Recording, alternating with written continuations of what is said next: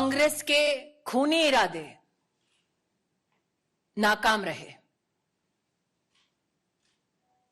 जो लोग कांग्रेस पार्टी में मोदी से घृणा करते हैं,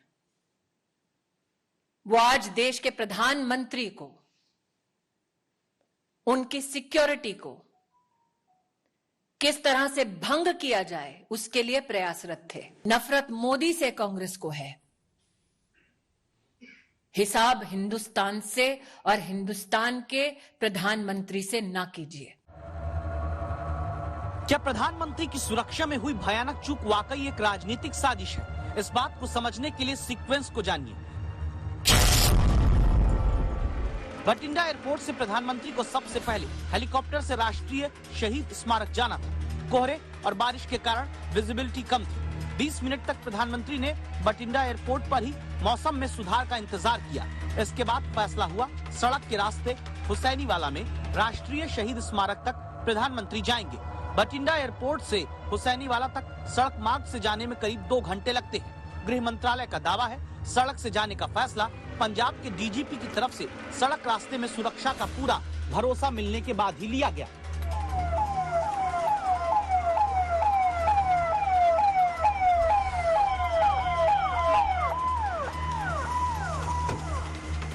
दावा है कि इसके बाद जब बठिंडा एयरपोर्ट से सड़क के रास्ते प्रधानमंत्री का काफिला निकलता है, अगले 30 किलोमीटर तक कोई दिक्कत नहीं आई। हुसैनीवाला के रास्ते में 30 किलोमीटर के आगे जब पीएम के काफिले की गाड़ियां एक फ्लाईओवर पर पहुंची तो कुछ प्रदर्शनकारियों की तरफ से रास्ता रोके जाने की जानकारी मिली। यहीं पर सुरक्षा में बड़ी चूक हुई। प्रदर्शनकारी पीएम के काफिले के नजदीक तक आ गए। फ्लाईओवर पर 15 से 20 मिनट तक पीएम का काफिला फंस जाता है। जिस कार में प्रधानमंत्री बैठे उस कार को सिक्योरिटी देने के लिए एसपीजी के कमांडो दूसरे सुरक्षा कर्मी कार से उतरकर घेरा बनाते हैं। यहीं पर 15 से 20 मिनट का वो समय है जब तय रूट पर प्रधानमंत्री के काफिले को असुरक्षा के घेरे में नहीं आना चाहिए था। प्रधानमंत्री की इस वक्त की मूवमेंट कहां, कब, कैसे हो रही है, यह साधारणतः जानकारी उपलब्ध नहीं होती।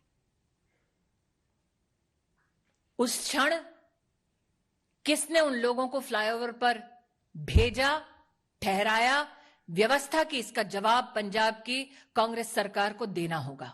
इस कारण हुआ कि हेलीपैड से हेलीकॉप्टर पे जाना था, अचानक प्रोग्राम सड़क पे जाने का बनाया गया, जो कि प्रोग्राम में नहीं था, पहले से नहीं था। फिर भी आगे एजिटेटर बैठे हैं, पीछे काफी पीछे गाड़ियां रोककर बता दिया गया कि आगे एजिटेशन वाले एकदम सड़क पे आकर बैठ गए।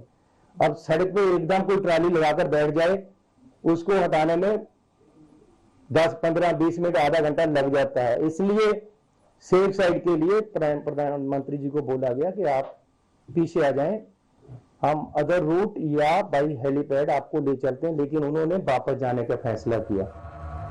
ये तस्वीरें देखिए, ये तब का वीडियो है जब फ्लाईओवर पर प्रधानमंत्री के काफिले की सुरक्षा खतरे में पड़ने के बाद एसपीजी कमांडो यू टर्न लेते हैं। गाड़ियां वापस बठिंडा एयरपोर्ट के लिए लौटती दिखती हैं, जहां लौटकर एयरपोर्ट के अधिकारियों से प्रधानमंत्री को कहना पड़ा कि अपने सीएम को थैंक्स कहना, मैं बठिंडा एयरपोर्ट तक जिंदा लौट आया।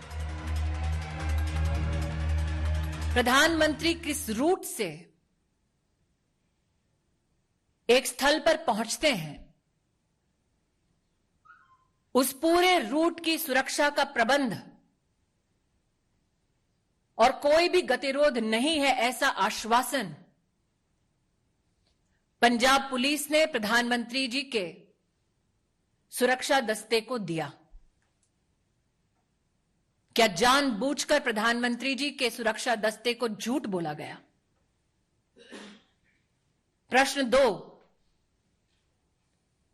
प्रधानमंत्री जी के पूरे कैवलकेड को जब रोकने का प्रयास हुआ, 20 मिनट तक जब उनकी सुरक्षा भंग की गई, जिन लोगों ने प्रधानमंत्री की सुरक्षा को भंग किया, उन लोगों को प्रधानमंत्री की गाड़ी के पास तक, उस स्थल तक किसने और कैसे पहुंचाया? सुरक्षा कर्मियों ने पंजाब सरकार से उस समय संपर्क साधने की कोशिश की, तो मुख्यमंत्री के दफ्तर से किसी ने भी संवाद नहीं किया। ਨੂੰ ਪ੍ਰਧਾਨਮੰਤਰੀ ਦੀ ਸਿਕਿਉਰਿਟੀ ਦੇ ਨਾਲ ਜਾਂ ਉਹਨਾਂ ਨੂੰ ਕੋਈ ਖਤਰੇ ਦੇ ਨਾਲ ਨਹੀਂ ਜੋੜਿਆ ਜਾਣਾ ਚਾਹੀਦਾ। ये बिल्कुल गलत है कि प्रधानमंत्री जी जब पंजाब में आए तो उनकी सिक्योरिटी लैप्सेस दिखाकर उनको खतरे के साथ को जोड़ा जा रहा है। ये राजनीति इसमें नहीं होनी चाहिए। We have every respect for our prime minister. कोई भी ऐसी बात नहीं हुई कि उनकी शान में या उनकी सिक्योरिटी को कोई खतरा हुआ हो। पंजाब सरकार, पंजाब पुलिस इसमें सक्षम है। सवाल फिर यही है, अगर कोई चूक नहीं हुई तो फिर प्रधानमंत्री को क्यों कहना पड़ा सीएम को धन्यवाद कहना मैं जिंदा लौट पाया। अगर कोई चूक नहीं तो फिर क्यों उसी रूट पर प्रदर्शनकारी पहुंच गए जिस रूट की जानकारी अति गोपनीय होने के कारण लीक नहीं होनी चाहिए थी। बठिंडा से कमलजीत संधू और फिरोजपुर से सत्येंद्र चौहान के साथ हिमांशु मिश्रा, दिल्ली आज तक।